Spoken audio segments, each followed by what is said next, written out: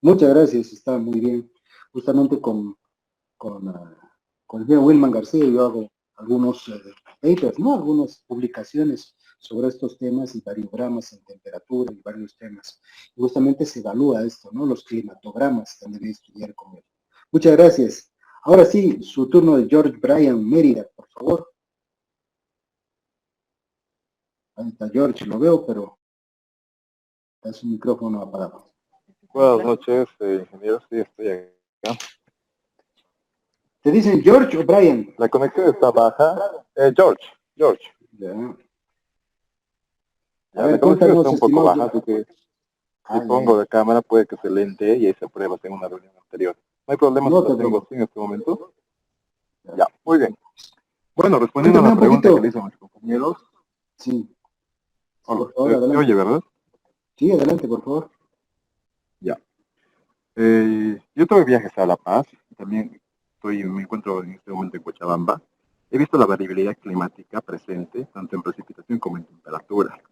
Ahora, yo consideraría que el factor más predominante en lo que es el cambio climático es el factor antropogénico. Nosotros como personas y desde la parte política, porque hay acuerdos, el acuerdo de París, el protocolo de Kioto, todo esto no se hace desde una parte política, ¿no? Entonces, depende del tipo de actor, de la responsabilidad que tenga, pues yo diría que el cambio climático es un factor que todos lo afectamos de alguna forma, pero también somos la solución. Muchísimas gracias, estimado George. Buena participación. Por favor, ahora sí, Josué Israel Mogro, por favor, ¿está ahí? ¿Y qué? ¿Cómo está? ¿Todo bien? Bien, gracias. ¿Te dicen Josué o Israel? Me dicen Joshua. Josué, Josué. Josué, ya, Josué. Muchas gracias. Josué, a ver, rápidamente, ¿qué te acuerdas de lo que te ha hablado el doctor Villazón? Mauricio Villazón. Uh-huh. Tendría que hacer un vuelta retrospectiva para volver a repasar y decirle bien lo que es. Hasta ya de noche, creo, ¿no? Sí, Bueno, no sí. hay problema, ya sé. Está bien, no, no te preocupes. En otra oportunidad vamos a volver a hablar. No, no, no hay evaluación mala por si acaso. Estamos llamando lista y estamos volviendo en concepto. No te preocupes, estimado profesor. Indira, ¿está por ahí? Sí, buenas noches, ingeniero. Hola, muy buena noche. ¿Te dicen Indira o Brigitte? Indira. Oye, gracias. A ver, tú salvalo a Josué y dime qué han visto con doctor Villazón. Ya.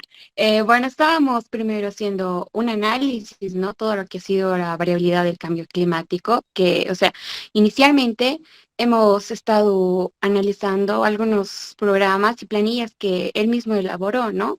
Donde nos podía mostrar igual parte de su doctorado, que era acerca del río Piraí, cómo ha ido, o sea, desvariando estos fenómenos de la precipitación y nos enseñó, o sea, a calibrar precisamente varios de estos modelos hidrológicos que, digamos, podemos hacer en función de estaciones como puede ser de Bermejo o, bueno, las que él nos proporcionó, ¿no? Digamos, de Central, de Mairana, y que con estos mismos podíamos rellenar datos, ¿no? Para poder encontrar tal vez alguno que puede existir un vacío a través de una regresión lineal y con estos poder hacer un análisis de cómo se comportaba antes y en el ahora, con esta misma correlación de los datos, para que Perfecto, muchísimo. Sí, sí.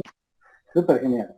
Está bien, muy bien, Indira, ¿no? Entonces, hay un tema importantísimo que has dicho, ¿no? Justamente la calibración de los modelos. Pasa que a veces nos rajamos haciendo mucho los modelos, entramos a GKHMS, hacemos modelos en general, y no tenemos caudales medidos, ¿no? Entonces, un modelo, si no está calibrado, a veces estamos haciendo lo que se llama hidrofantasía, ¿no? Porque Ujú. estimamos algo, pero en la realidad ocurre de otra forma. Entonces, eso Hay vamos a hacer un una poco. herramienta que él diseñó que es de justamente, perdón que lo corte, ingeniero de No, claro. Calitool, Y precisamente con esa podíamos observar los niveles del pico y con esos podíamos calibrar para igualar a la pendiente, ¿no? Del terreno, el comportamiento o sea, de todos los datos que hemos ingresado para ver si está por debajo de la línea, o sea, el análisis de la variación de los caudales y de los picos. Todos esos factores nos ayudaban a tener, digamos, si podríamos hacer a través de modelos independientes o dependientes, la relación que podamos ajustar, la que mejor se adapte. Sí, correcto, ¿no? Obviamente lo importante es calibrar un modelo, ¿no? Ya sea con algún tipo de ecuación cinemática, algún tipo de ecuación que ya sea por energía específica, alguna fórmula que te indique, ya sea un modelo bidimensional, ya sea por la ecuación de Sandena, o ya sea por la ecuación de Panning-Strickler, ya sea cualquier tipo de ecuación que nos diga el comportamiento y si responde el modelo a la realidad, recién va a ser un modelo útil para que podamos usarlo, ¿sí? Muchísimas gracias, Indira, muy oportuna tu participación.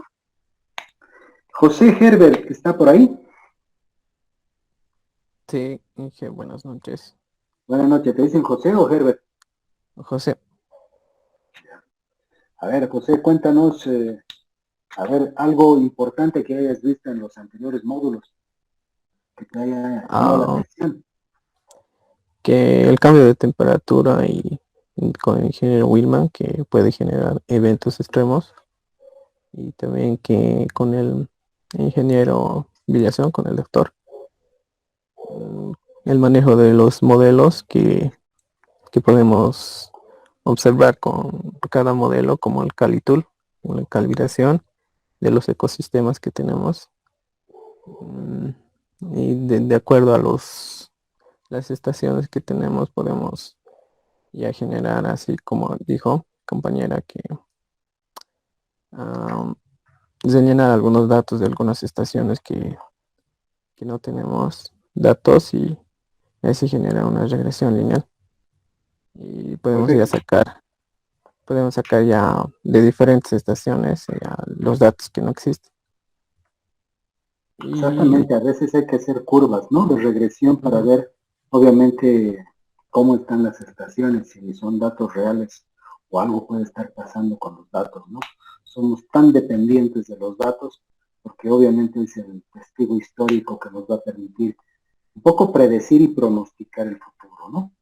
Entonces, conmigo vamos a ver al final del módulo temas conceptuales de los modelos hidrológicos, ¿no?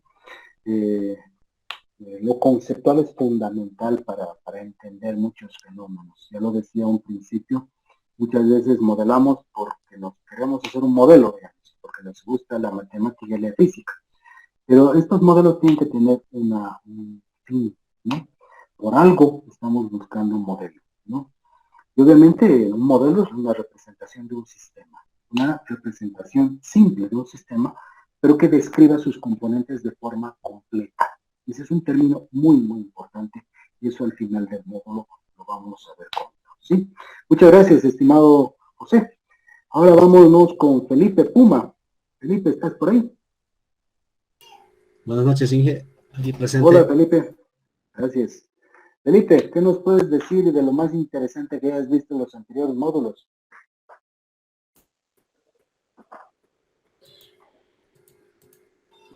Inge, lo que hemos visto ha sido la variabilidad del cambio climático. Lo que más lo más sobresaliente para mí sería que nos han enseñado en el módulo del ingeniero William de que ya los cultivos, los tipos de cultivos que se cultivaban en cierta población ya no es, o sea, ya no se ha adaptado otros tipos de cultivos más, que ya no da ese cultivo. Por ejemplo, en su pueblo de mi mamá, en Potosí, mis abuelitos sembraban papa en Potosí, bueno, más que todo papa y durazno, o sea, frutas nada que ver.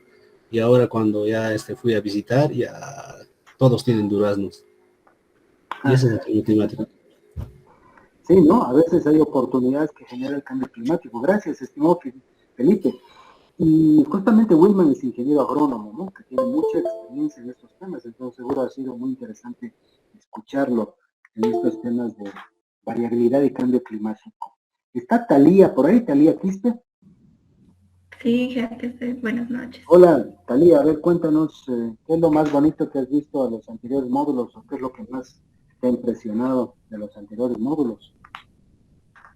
A ver, lo que más me ha impresionado ha sido la cantidad de dióxido de carbono que hay en nuestra atmósfera. Las partes por millón que hay es demasiada, ¿no? La tendencia sube y sube. También en la variabilidad climática, ¿no? Como es la precipitación de los años anteriores, ahí cómo es la precipitación, cómo ha ido cambiando la precipitación y la temperatura. Ya, muchísimas gracias. Muy pertinente, muchas gracias, estimada Talía. Plácido Ramírez, ¿está por ahí? ¿Qué tal, ingeniero? Buenas noches. Hola, Plácido, a ver, cuéntanos, ¿qué es lo más interesante que has visto en los módulos anteriores? ¿Qué es lo que más te ha llamado la atención de lo que has visto? El análisis de riesgo, donde Ya. se debe identificar la amenaza que puede ser sísmica, meteorológica, decía el ingeniero, y también la vulnerabilidad, que depende de factores como el grado de exposición de la amenaza, era la frecuencia, la magnitud, pero si no me recuerdo, la intensidad de esos grados. Muchísimas gracias. Muy bien.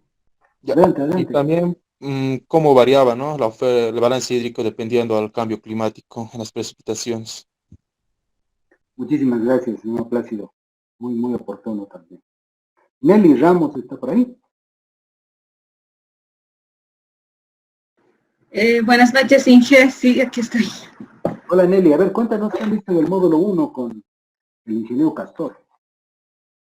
En el módulo 1, a ver, no me acuerdo. No se acuerda nada. En el módulo 1 hemos visto las amenazas, es decir, por ejemplo, de la cuenca Taquiña. ¿No? ¿Cómo? Con el ingeniero Marco Torrico, mi amigo. Sí. Hemos visto, bueno, lo que más ha resaltado ha sido sobre la cuenca Taquiña, cómo poder combatir sobre los deslaves que han sucedido, ¿no? Entonces, cómo poder identificar la amenaza, qué soluciones podemos brindar y cómo realizar un mapa parlante. Esos puntos. Muy bien, muy bien.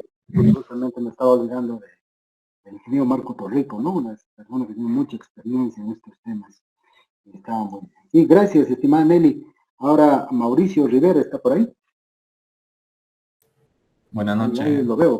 Hola.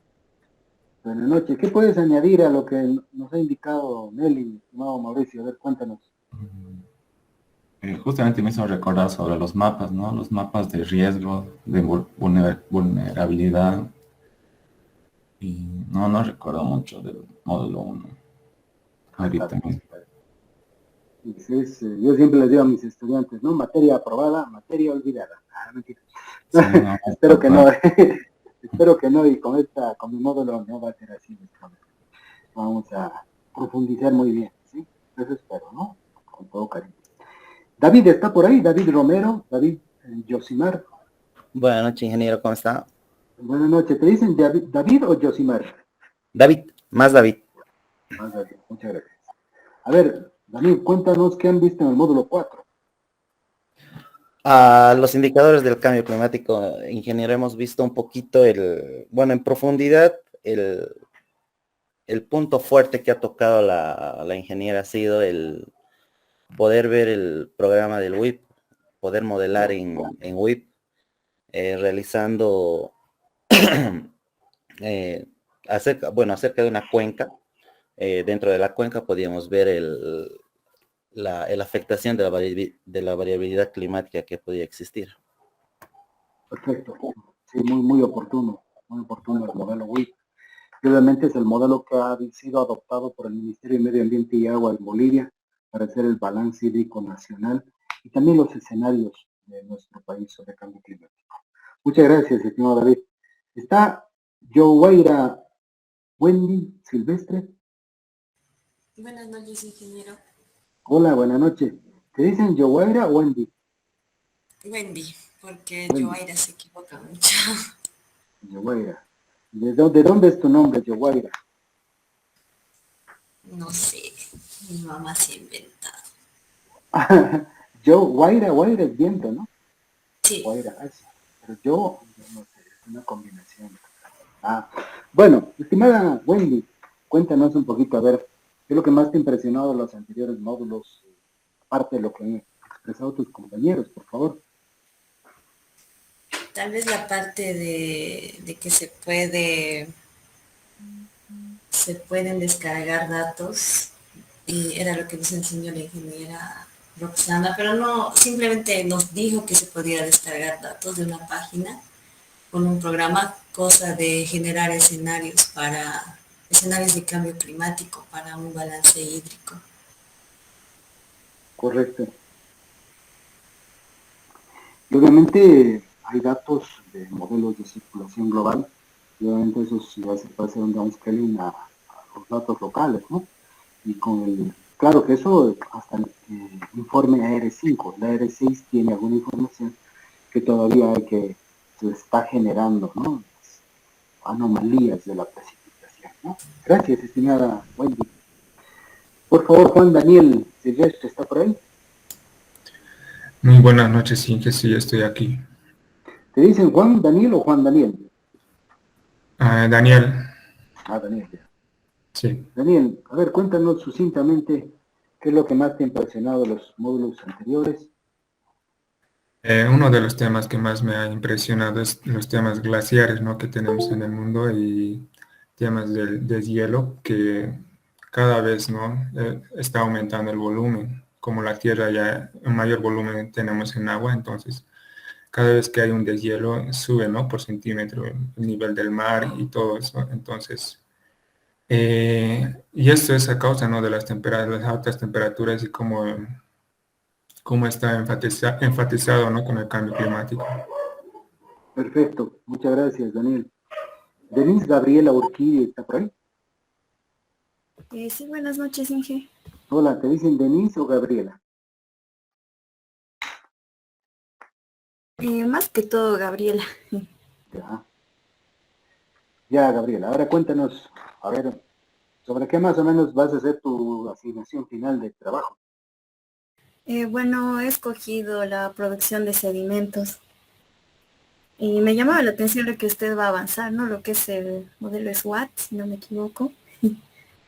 Y ese era el tema que he escogido.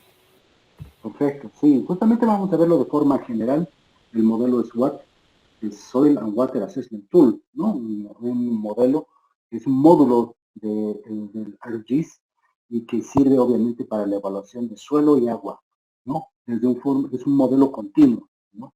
Entonces, eso vamos a ir viendo. Espero que te sirva obviamente para tu trabajo final, ¿sí? Gracias, Gabriela. Daniel Pedro Vargas, ¿está por ahí? Daniel o Pedro, ¿qué te llaman? Muchas gracias. Daniel, cuéntanos igual, de qué estás haciendo tu trabajo final, por favor?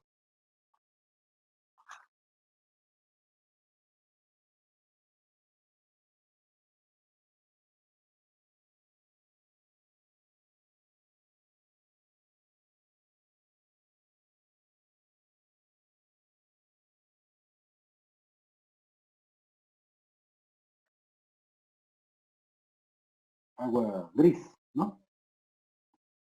Perfecto, muy bien. ¿Y cuánto es el aporte de agua de lluvia?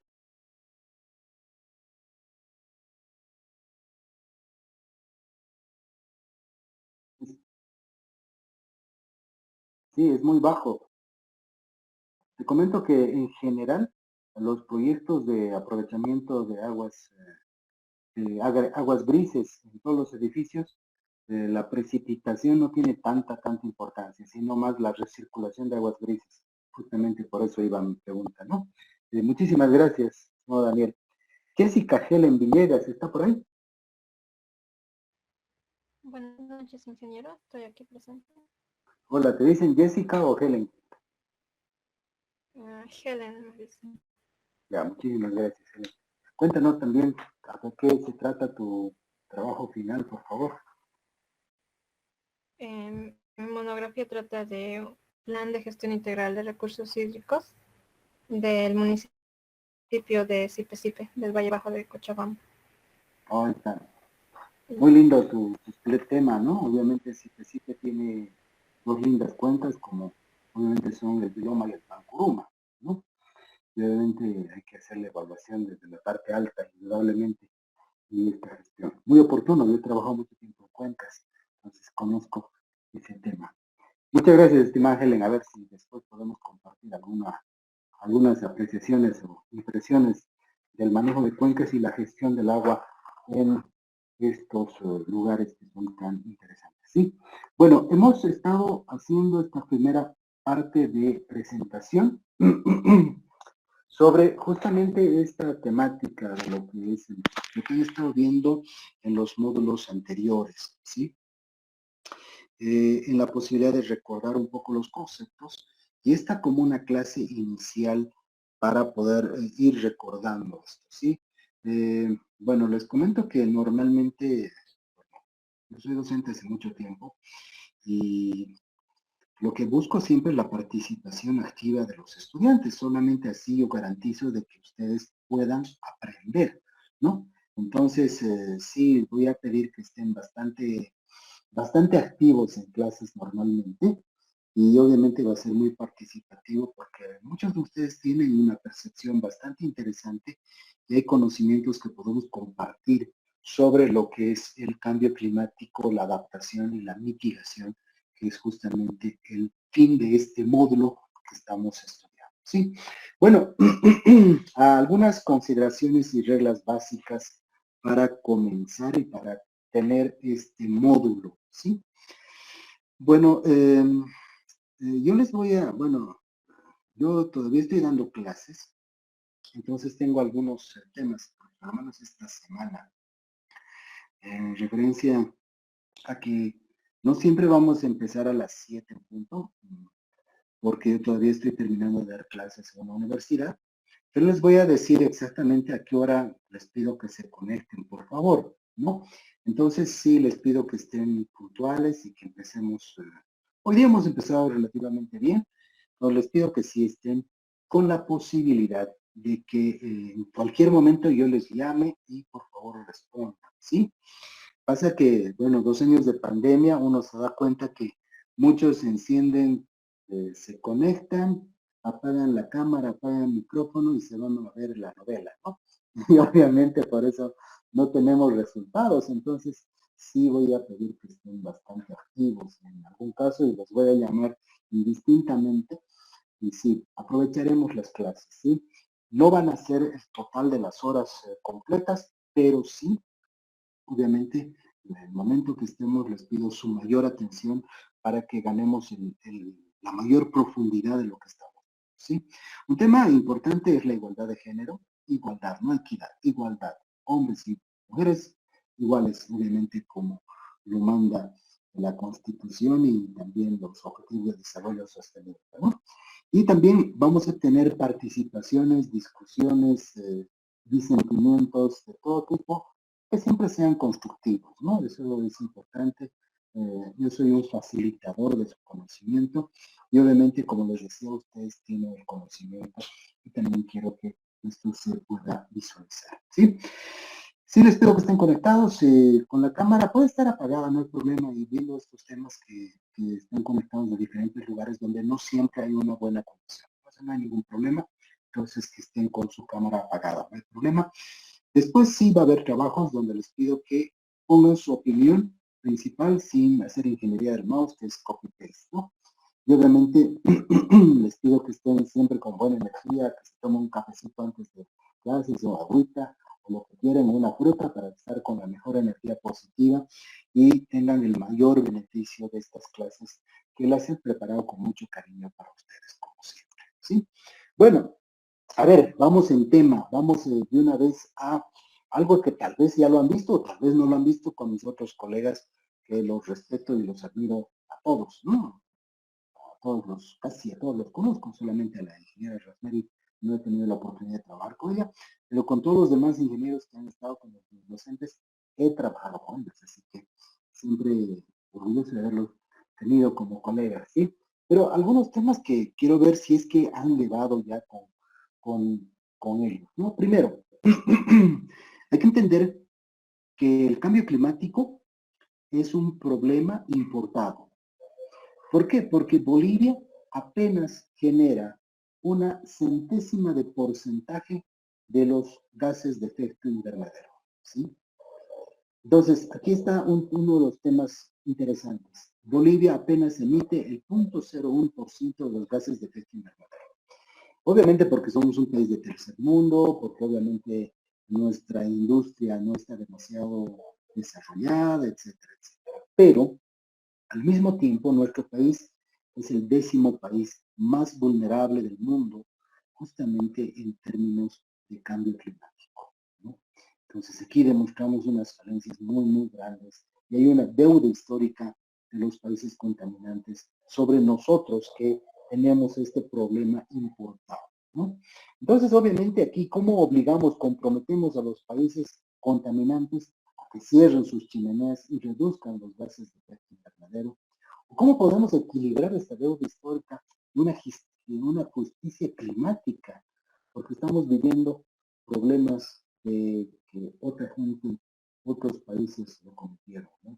No sé si ustedes han estudiado, pero los países con más gases de efecto invernadero, indudablemente está la China, Alemania, India, que generan una gran cantidad, más del 40% de los gases de efecto invernadero. Pero aquí hay un tema importante. Bolivia tiene una generación per cápita de gases de efecto invernadero muy alta, y eso por la alta tasa de quemas que tenemos en nuestros bosques para habilitación de terrenos. Entonces, si bien apenas tenemos el 0.01% de aporte al mundo, nuestra tasa per cápita es demasiado alta, por si acaso, ¿sí? Bueno, y en términos de presupuestos climáticos, tenemos fácilmente 100 billones de dólares acordados, pero obviamente no cumplidos, ¿no? Los países que más emiten gases de efecto invernadero acordaron dar estos presupuestos justamente para lo que vamos a estudiar, mitigación y adaptación, pero obviamente no nos da, ¿no? Entonces, ahí a Bolivia no nos están asignando plata como país, obviamente, de problema importado, ¿no? Y obviamente tenemos que ver, a ver cómo nosotros podemos acceder a estos recursos, porque nos tienen una deuda histórica, obviamente, los países contaminados, ¿no? Bueno, y sobre esto hay una conciencia ecológica del 0.001% que consume conscientemente la energía, ¿no? Entonces, aquí están los dos balances, ¿no? Ir por el lado de la conciencia o por el lado de la normativa. Y lamentablemente creo que el humano requiere que alguien esté detrás de él, exigiéndole que cumpla la normativa o que cumpla un tratado antes de hacerlo, obviamente, de forma conciencial. Entonces creo que aquí la normativa es importante, las reuniones COP26, COP27 deben establecer justamente estas normativas que obliguen a los países industrializados a, primero, dar sus presupuestos comprometidos justamente para reducir, obviamente, las vulnerabilidades que tenemos a partir de la adaptación y la mitigación de los cambios climáticos que tenemos, ¿no? Bueno, y obviamente, esto, bueno, para no hacerlo muy largo, vamos a después discutir estos temas, ¿sí? Pero, bueno, aquí tenemos algunas pruebas históricas de qué es lo que le ha pasado al mundo en la antigüedad, ¿sí? Han empezado a estudiar la Tierra y han empezado a ver los tiempos más antiguos que ha estado pasando en este planeta que hoy en día es nuestra casa, ¿sí?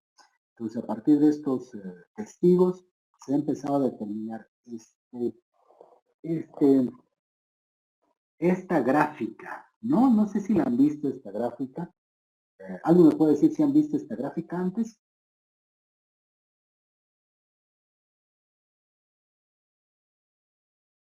¿No la han visto antes?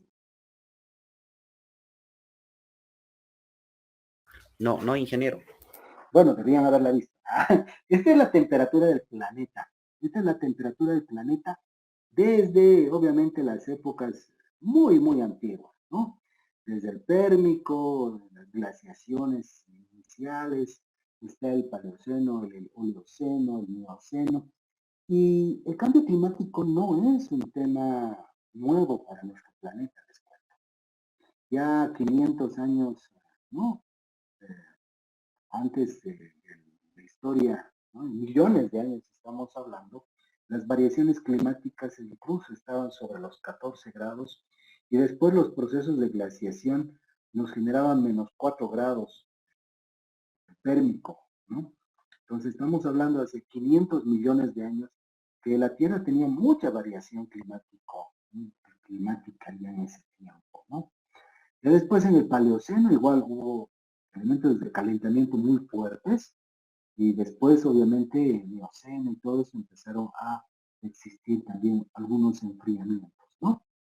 Entonces, hacia 3.000, hacia 2.000 millones antes de nuestra era, ya también empezaron a haber las que son otras glaciaciones, ¿no? Y miren cómo se genera en el Pleistoceno también estos problemas climáticos de variaciones muy, muy altas, ¿no? Solamente en el último tiempo, en este Holoceno que llega hasta nuestros tiempos, tenemos justamente una como estabilidad climática, ¿sí?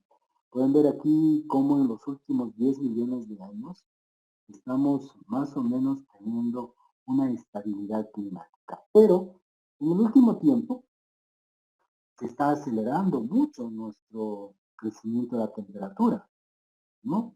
Entonces ahí se está discutiendo hoy en día si puede ser más 1.5 o más 2 grados, cuánto es lo idóneo que podría subir la Tierra. Estamos discutiendo porque ya en el informe AR6 del 2021 del IPCC se indica de manera inequívoca que hay un cambio climático. Algo que no se había indicado en los informes del IPCC anteriores, ¿no? Hoy en día sí o sí se establece que hay un cambio climático, se reconoce el cambio climático y lo que se está debatiendo es cuánto es permisible un cambio climático. Pero miren, en el último tiempo, en los últimos 20 años, la Tierra se ha calentado más que en los últimos 50 años. Y eso nos da una alarma. Estamos acá en este último grafiquito, en la última parte del gráfico. Voy a traerlo aquí. En esta parte. Ahí estoy marcando en rojo. Entonces, vean que en este último tiempo se ha afectado a la Tierra como no se ha afectado en los últimos 10 millones de años. Entonces, nos debe llamar la atención justamente eso, ¿no? Los anteriores eran procesos naturales, indudablemente, pero los procesos que hoy tenemos son provocados por el hombre. Entonces, creo que esto es fundamental para generar conciencia de lo que estamos haciendo. ¿Pero a qué se debe este cambio climático? ¿Por qué se tiene este cambio climático? ¿A qué se debe este cambio climático? Y esto indudablemente está referido a las revoluciones industriales. Desde que el humano comienza y tiene la posibilidad de generar una mecanización en la extracción de los recursos hídricos, en la generación de motores, en la generación de máquinas a vapor, empieza justamente esta carrera por obviamente el modernismo y de cada uno tener su propia máquina. En los 1850, 1914, existe una gran tarea por electrificar, cambiar la matriz energética por la que Rockefeller se hizo famoso y fue con mucho dinero, lo que estaba generando obviamente la energía eléctrica continua y alterna, ¿no? En su tiempo. Fue muy interesante esta creación. Y obviamente después en la tercera revolución industrial ya empieza la automatización. Y obviamente esta automatización genera mayor producción, ¿no? Una producción descontrolada de bienes y de servicios para la gente. Hoy en día estamos en la cuarta, que es la digitalización. Estamos ya en una época digital donde todo ya se tiene en internet, damos clases virtuales y todo eso, pero obviamente sigue existiendo una alta demanda de productos. Todos demandamos más productos. Y esto es un tema muy, muy interesante porque es el humano el que pide más cosas y obviamente los países como la China empiezan a generar todos estos productos para cubrir esa alta demanda que tenemos nosotros en la tierra y todo el resto del mundo, ¿no? Entonces, aquí está la discusión fundamental. ¿Es culpa de la oferta o es culpa de la demanda tener este cambio climático? Cada quien quiere tener su propio auto. Nadie quiere arreglar su auto antiguo, todo el mundo quiere un auto nuevo. Entonces vivimos una época muy consumista y esta economía consumista obviamente genera que se tenga que producir más materiales, más herramientas, más maquinarias y esto va aportando a nuestro cambio climático. Entonces ahí está una de las discusiones más importantes. Espero que la hayan tratado antes, ¿no? ¿Es la oferta o es la demanda la que genera el cambio climático? Y ambos, ¿no? Ambos también en algún caso, ¿sí? Y bueno, la revolución industrial inicial generó esta máquina inicial que inicialmente obviamente era a vapor, ¿no? Como este movimiento de un pistón de una forma horizontal generaba un movimiento circular, ¿no? Y esta posibilidad de generar estas manivelas, estas bielas, balancines, a partir del movimiento del pistón por el vapor y después generado este movimiento por la combustión y la explosión de la gasolina, generan obviamente el movimiento y obviamente con este movimiento la extracción, el transporte y todos los elementos que nos genera el movimiento a partir de estos elementos, ¿no? Y bueno, las consecuencias que tenemos a partir de esto es un gran aumento de la producción mecanizada, cambios en la estructura social, fuertes, claro, y ahí obviamente hay gente muy rica y gente más pobre que trabaja por un sueldo, y obviamente ahí también la revolución de mayo y las empresas e industrias que hubo en Estados Unidos, porque había prácticamente era una esclavitud moderna, ¿no? En su tiempo y era muy, muy fuerte esto, ¿no? Hay un fuerte aumento de la población urbana en detrimento de la población rural. Hoy en día el 68% de la población vive en ciudades. Ese es un tema y un dato de Bolivia. Yo trabajaba hasta hace poco en la Agencia de las Naciones Unidas para el Hábitat, haciendo planificación urbana para el país. Y justamente ahí estaban los datos, 68% de la población vive en ciudades. El campo cada vez tiene menos centro. Hay una expansión económica e industrial sin precedentes, un incremento de la productividad gracias al avance de la tecnología, importantes mejoras en los medios de transporte, cambios de hábitos en consumo, transformación de la estructura productiva, transición del sector primario al secundario, sobre todo textil y metalúrgico, impulso del carbón como fuente de energía, y ahí empieza justamente el inicio de las altas emisiones de gases de efecto invernadero, ¿no? Entonces, la industrialización, la modernidad y todos estos temas empiezan a generar justamente las emisiones de gases de efecto invernadero, ¿no? Entonces, desde la época de 1850, donde comienza este mundo de la modernidad y las industrias, empieza el problema del cambio climático, los gases de efecto invernadero, y obviamente se tiene lo que es el incremento de la temperatura, ¿no? Un incremento de 1 punto tantos grados ya se tienen observados justamente, y lo que debería haber estado es cero, ¿no? O sea, no debería haber tenido ningún problema. ¿Esto afecta a Bolivia? Sí, ¿no? Los datos medidos, estos son datos a partir del ministerio, que obviamente estamos teniendo con un incremento de la temperatura. Si ustedes lo han calculado, normalmente esto lo hacen con Wilma, es los climatogramas, van a ver que en el último tiempo todas las medias están por encima, bueno, todos los datos están por encima de la media, ¿es verdad? Eso genera un un incremento de la temperatura de más o menos 1.2%, desde 1890 hasta el 2020. Ya se ve claramente que hay justamente un incremento. Los datos lo dicen, la percepción de la población también así lo indica. ¿Qué más percepciones si no es obviamente los glaciares se están derritiendo? En La Paz, los franceses obviamente monitorean mucho este tema con la Universidad Mayor de San Simón, y lo que están viendo es que hay una retracción de los glaciares, se están obviamente derritiendo.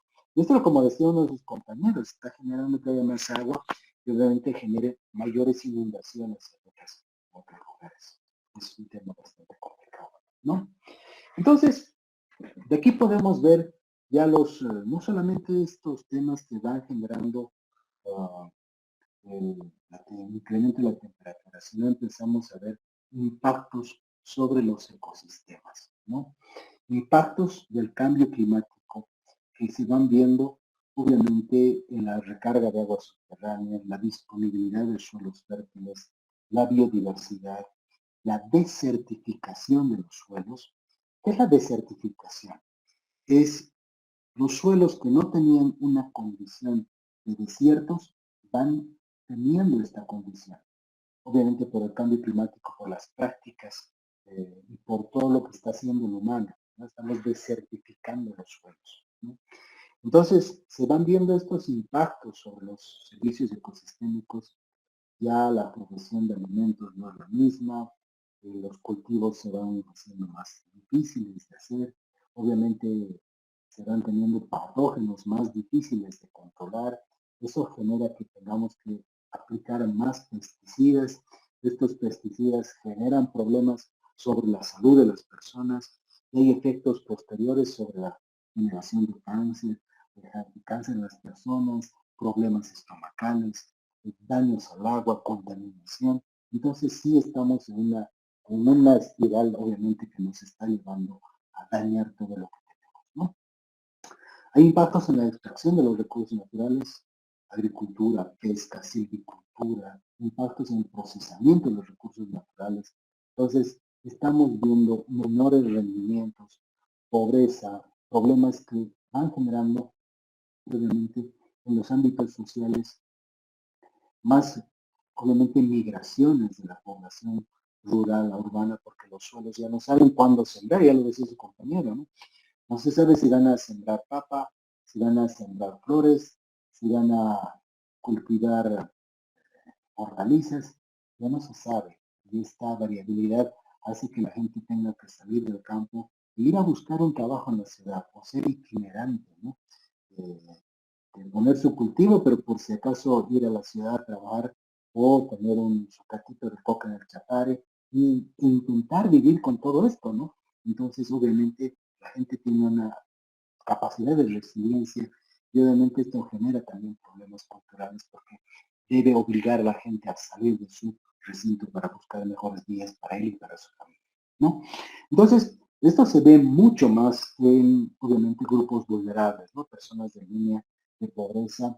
Genera problemas, obviamente, a las mujeres porque tienen que ir a buscar el agua, no hay agua, no pueden producir los alimentos, no pueden lavar, no pueden generar la comida de buena forma, hay problemas a los niños, hay problemas a los grupos étnicos. Entonces, va generando una serie de impactos que seguramente los han debido estudiar antes con sus anteriores docentes, ¿no? Entonces, aquí tenemos algunos puntos interesantes que me parece bastante, ¿no? Algunas consecuencias de lo que hoy se está negociando.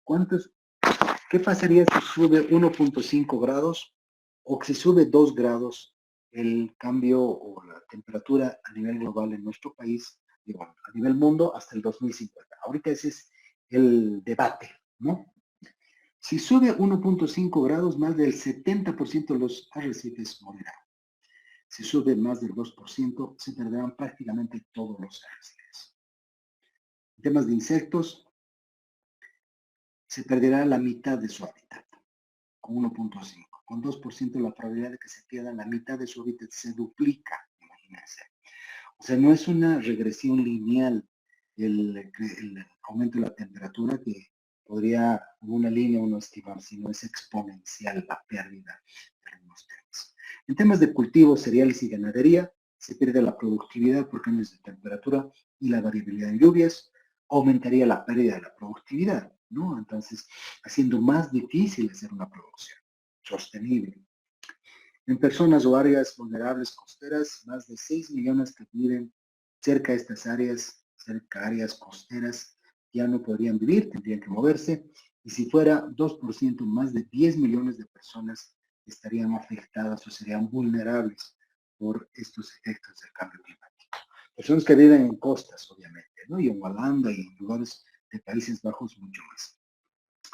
En temas de sequías, tormentas y otros fenómenos meteorológicos, habría un aumento en la frecuencia e intensidad, ¿no?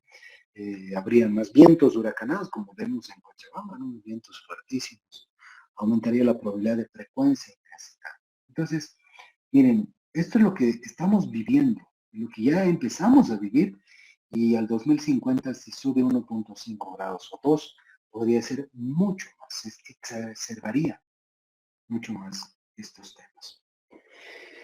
Esto han debido estudiarlo, lo que son los escenarios climáticos que obviamente se generan a partir de los modelos de circulación general global, modelos climáticos regionales, informes especiales de escenarios de emisiones, trayectoria de concentración representativa de los, obviamente, escenarios positivos y negativos. Obviamente estos escenarios ayudan a visualizar cómo puede cambiar el clima en regiones, cómo se puede entender y evaluar, cómo se pueden ver afectados, y obviamente lo que queremos y vamos a estudiar en este módulo es cómo a partir de estos efectos podemos adoptar algunas medidas oportunas de mitigación y lo que es el modo adaptación al cambio climático. Bueno, aquí están los escenarios para Bolivia. Al 2050 el incremento de la temperatura en un escenario moderado sería 1.6 grados. Y de 4.9 con altas emisiones. Estos son datos publicados por el doctor Torrico, que ha sido mi docente en cambio climático en La Paz. Son datos muy, muy interesantes, ¿no?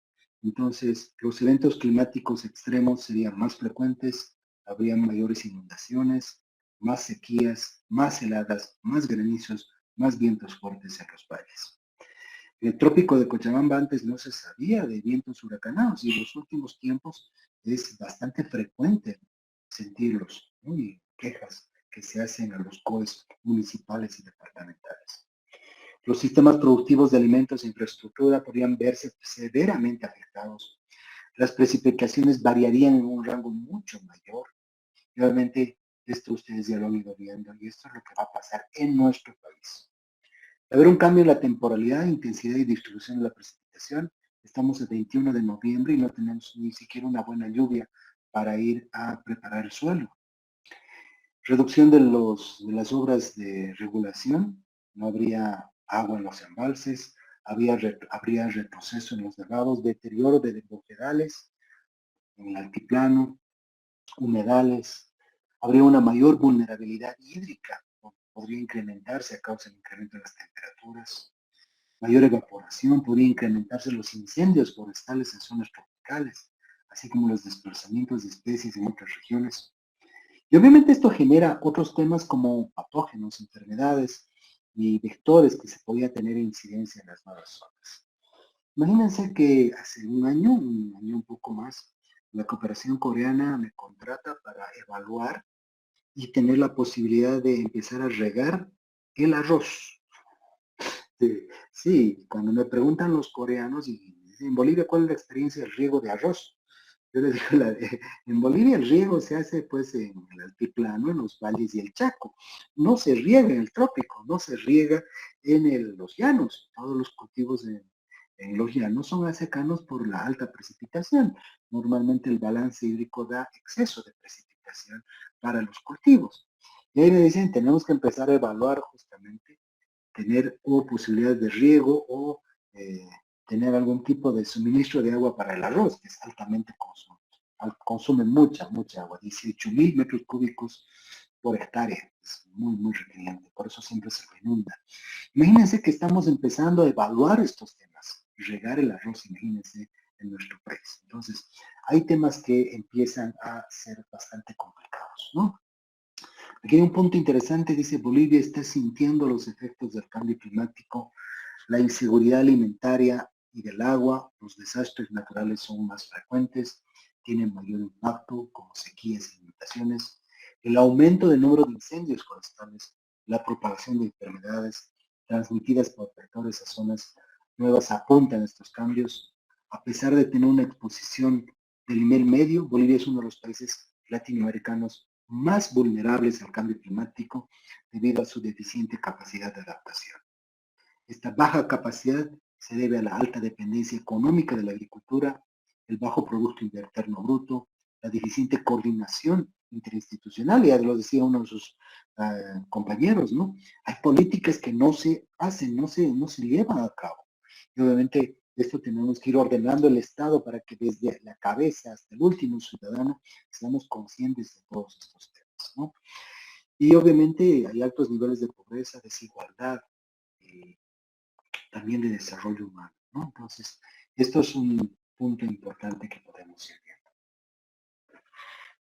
Tal vez este gráfico ya lo han visto. Estos son datos sobre el clima generados o expuestos por la UNICEF, ¿no? Entonces, dice en el primer trimestre de 2018, 5 departamentos y 77 de los 399 municipios se fueron afectados por desastres climáticos. 17.850 familias, así como 232 escuelas.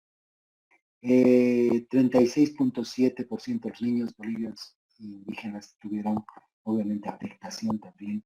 El 13% de los 24.500 niños afectados por sequía, de los fenómenos ENSO, el niño, ¿no? Y 14% de los niños tuvo que trabajar o realizar tareas extra para sus familias, ¿no? Entonces, esto a partir de datos del Ministerio de Defensa Civil. Imagínense, esta afectación afecta a todos los niveles y principalmente a grupos vulnerables como son niños, mayores, mujeres, gente con discapacidad, que puede ser bastante problema, ¿no? Entonces, el impacto climático en Bolivia está generando un aumento de la pobreza rural y urbana, un aumento de la inseguridad alimentaria, un aumento de la inseguridad hídrica, deterioro de la infraestructura pública y privada, aumento de los costos de adaptación, reducción de los ingresos y productividad, deterioro de los sistemas naturales, aumento del riesgo y vulnerabilidad de cambio climático en la mayoría de las comunidades. Entonces está siendo más difícil vivir, ¿no? Ya no es tan fácil vivir, tenemos que trabajar más para obtener algo menos o algo igual de antes, ¿no? Entonces se va haciendo más complicado y obviamente debemos trabajar, debemos lograrlo, ¿no?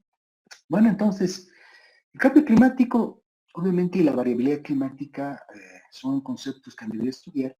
El cambio climático tiene indudablemente una interferencia humana, ¿no? Entonces, este cambio climático genera impactos y vulnerabilidades en los sistemas ecológicos y obviamente a partir de esto tenemos que darle respuestas tanto en la adaptación como en la mitigación para obviamente reducir los efectos del cambio climático, adaptarnos a lo que ya es inminente para poder controlar y para no ser tan vulnerables, obviamente, en la ecuación de riesgo que nosotros vemos, ¿no? ¿Qué medidas se pueden tener? Esto es lo que vamos a ir estudiando en este módulo, ¿no? Medidas de mitigación y medidas de adaptación. Que ambas se complementen. El día de mañana vamos a ver cómo un factor continuo o combinado de ambos puede reducir mucho más.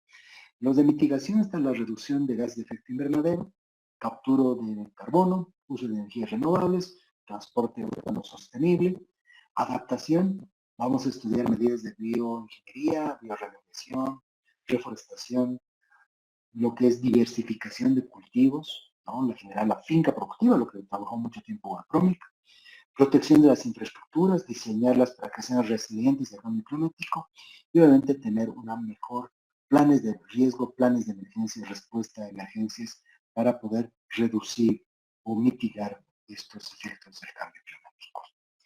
El IPCC define la adaptación al cambio climático como un proceso de ajuste al clima y sus efectos actuales o esperados.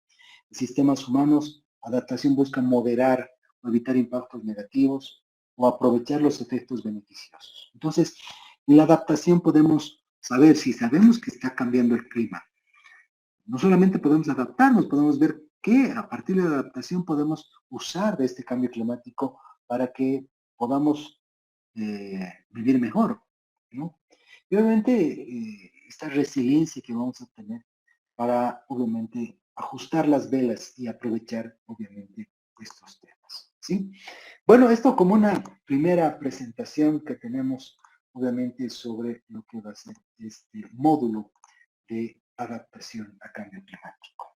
Espero que les haya gustado esta primera presentación, esta primera clase. Y bueno, no sé si hay alguna pregunta o consulta. Si no, directamente nos vemos el día de mañana a las 7:05, por favor. ¿Hay alguna consulta o duda? Bueno, si no hay nada, les agradezco mucho y nos vemos el día de mañana. Sí, muchas gracias por su asistencia. Muy buena noche. Buenas noches, ingeniero. Buenas noches, Inge. Buenas noches, ingeniero. Gracias. Buenas noches, ingeniero. Buenas noches, Inge.